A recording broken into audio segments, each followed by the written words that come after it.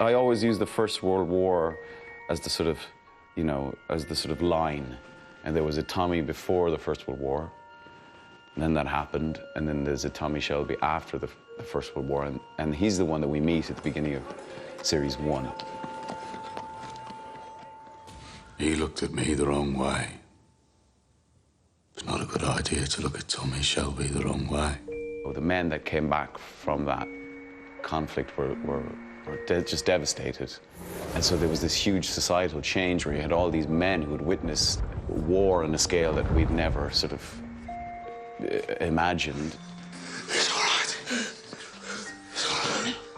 And of course, back then, they were just spat back into society with no help. For Tommy, I think what it did was he lost all faith. Religion is just a joke. You know, authority was just a joke. You know, the establishment was a joke. Tommy was a clay kicker in the First World War, which is basically a tunneler. They tunneled under enemy lines and set explosives.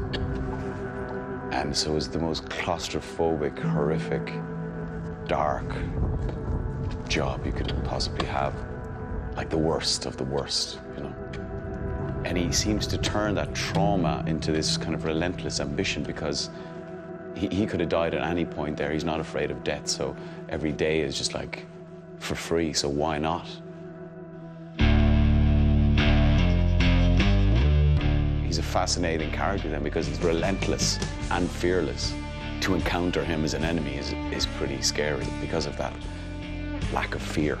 There's no rest for me in this world. What happens in the next? Also, I think he's burdened with an intellect and trying to sort of move in the world of mere mortals who process stuff at a much slower pace. I think for Tommy is very, very frustrating.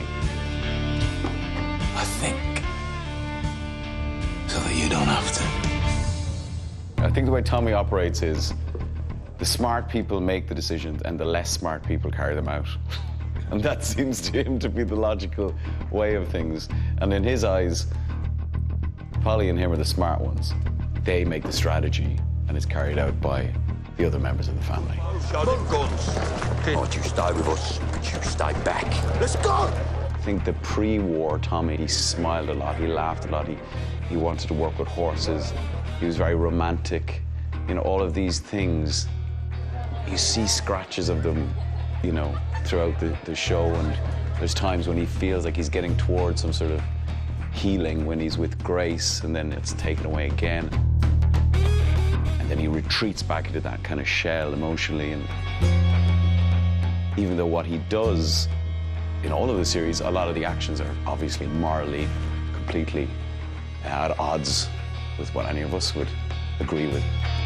That's why people are fascinated by him, because we see in him a magnified version of what all humans are like.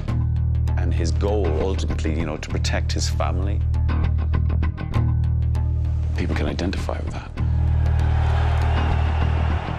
But I feel incredibly privileged to be part of a show that has incrementally improved season upon season. And I'm very proud that we've managed to do that, you know.